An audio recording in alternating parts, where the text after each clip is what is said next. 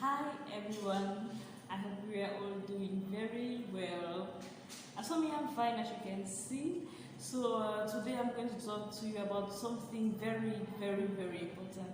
You know, many women out there suffer because of their vaginal problems, issues as we used to say. Either they complain of having a very large vagina, or they complain of having odors at the private part, and some equally come and say they have some vaginal discharges.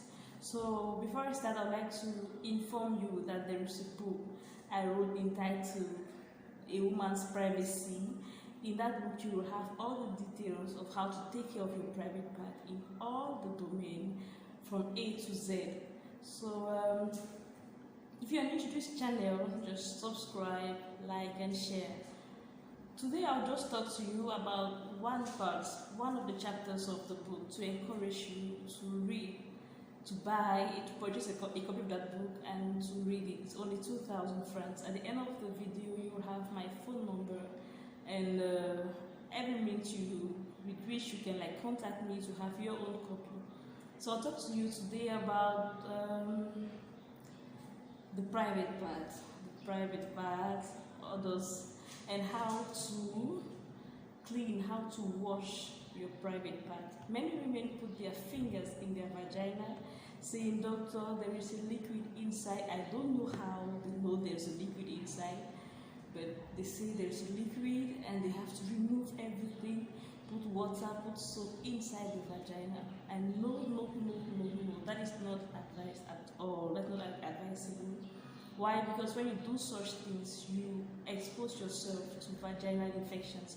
Because we know that in the vagina there are some bacteria, there are some, let's say, germs which are not nocive or harmful to the vagina itself. No, the bacteria flora protects the vagina from the vagina flora protects the vagina from every form sort of infection.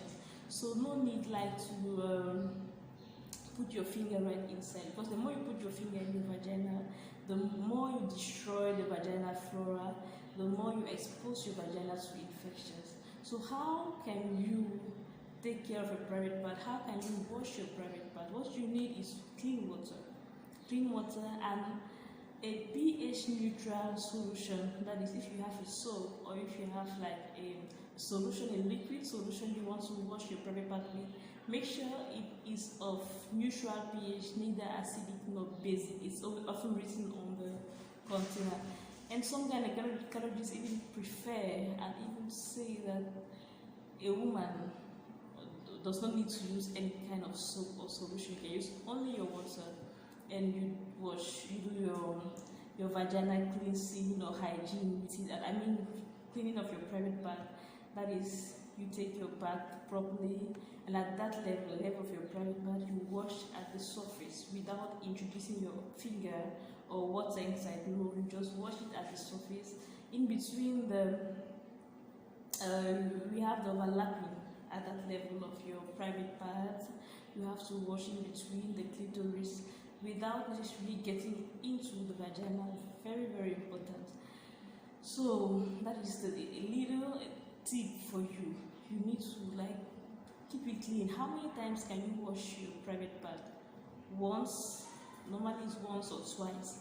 But if you're having your menses and you know that during the menstrual period, your menstrual cycle, or when you're seeing your menses, there's some odors and it's very uncomfortable to live with. So you have to wash it 2, 3, 4 times more regularly when you're seeing your menses. But apart from that period, you can wash it once or twice.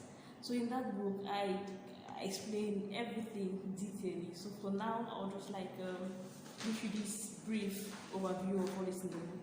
Then let's talk a little bit about odors, vaginal odors. What are they?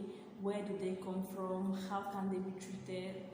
So vaginal odors are every odor that comes from the vagina. It can be normal, but if the odor is just so it smells like rot fish, for example, and it is really disgusting, then you need to do something about it. Where do they come from? I said earlier, your menses can cause that part to be stinking. Prolonged urine, that's when you go to urinate and you don't wipe that part very well. It may cause accumulation of urine that may cause it to stink. Any viral, bacterial, parasitic infection can cause vaginal odors. Vaginal discharge is very important. Doctor, there is a liquid coming out from my private part, be it brownish or whitish or greenish. It stinks, and that calls for concern. So in that book equally, and I advise you to buy the book, I really describe all the origins of vaginal discharges, and I give some tips of how to prevent these discharges. Equally, if there is any call for complaint, any call for consultation, there are signs that will make you know that, hey, you need to go meet a doctor.